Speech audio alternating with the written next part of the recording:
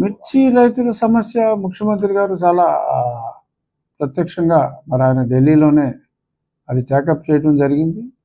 దీనికి శాశ్వత పరిష్కారం డెఫినెట్గా ఆ స్పైసెస్లోంచి ఆ మిర్చిని సెపరేట్ చేసి, మరి మిర్చి అంటేనే గుంటూరు కారం, మరి మిర్చిని ఒక మిర్చి బోర్డు లాస్ట్ టైం ఎలా అయితే పసుపుకి ఒక సపరేట్ బోర్డు ఏర్పాటు చేయడం జరిగిందో స్పైసెస్ నుంచి తీసి, డెఫినెట్గా ముఖ్యమంత్రి గారు ఈరోజు తలుచుకుంటే ఆయనకున్న విశిష్టతకు డెఫినెట్గా ఇక్కడ కూడా కూటమి ప్రభుత్వమే ఉంది కాబట్టి స్పైసెస్ బోర్డు నుంచి సెపరేట్ చేసి మిర్చికి ఒక సెపరేట్ బోర్డు ఉంటే ఈ సమస్యకి శాశ్వత పరిష్కారం ఉంటుంది. మంచి మార్కెటింగ్ ఫెసిలిటీస్ వస్తాయి.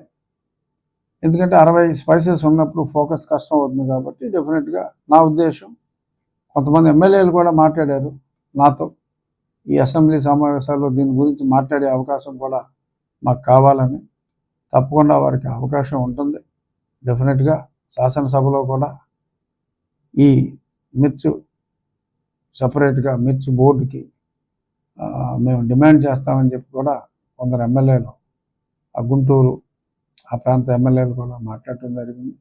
డెఫినెట్గా రాబోయే రోజుల్లో చంద్రబాబు నాయుడు గారి పరిపాలనలో మిర్చి రైతులకు ఎటువంటి ఇబ్బంది ఉండదు అని నా విశ్వాసం.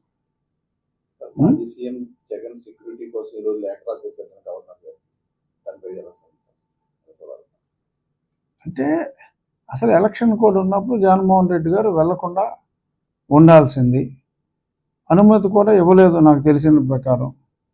అనుమతి లేని చోటకి మరి వెళ్ళినప్పుడు ఆయనకున్న పర్సనల్ సెక్యూరిటీ ఆయనకున్నారు.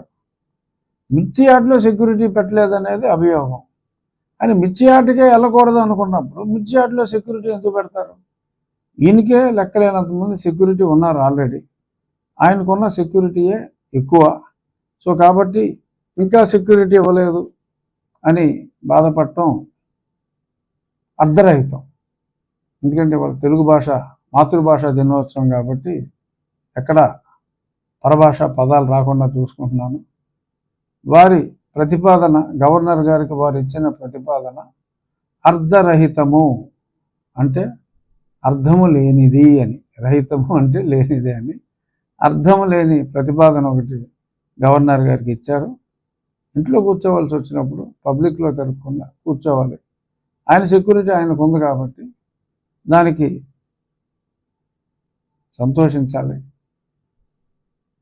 అలవిగాని చోట అధికుల మనరాదు అని ఒక తెలుగు సామెతని మరి ఆ డిమాండ్ చేసిన ఆ వ్యక్తులు గుర్తుంచుకోవాలి. ఒక శాసనసభ్యుడిగా జగన్మోహన్ రెడ్డి గారిని నేను గౌరవిస్తాను.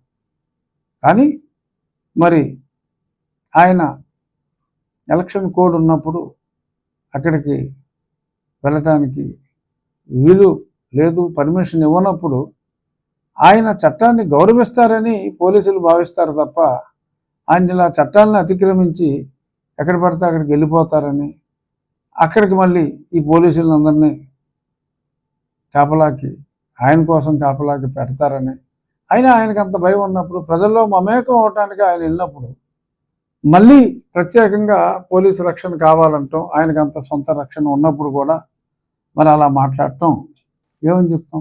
కొన్ని పదాలు మనం వాడకూడదు. మాజీ ముఖ్యమంత్రి, ఎమ్మెల్యే. సో కాబట్టి ఒక ఎమ్మెల్యేగా ఆయన గౌరవిస్తూ, ఒక మాజీ ముఖ్యమంత్రిగా కూడా ఎన్ని తప్పులు చేసినప్పటికీ ప్రజలు శిక్ష విధించేశారు కాబట్టి మాజీ ముఖ్యమంత్రిగా ఇటువంటి అసందర్భమైన అర్థం పర్థం లేని డిమాండ్లు భవిష్యత్తులో వారు చెయ్యరు అని విశ్వసిస్తూ ఇంతటితో ముగిద్దాం. Thank you.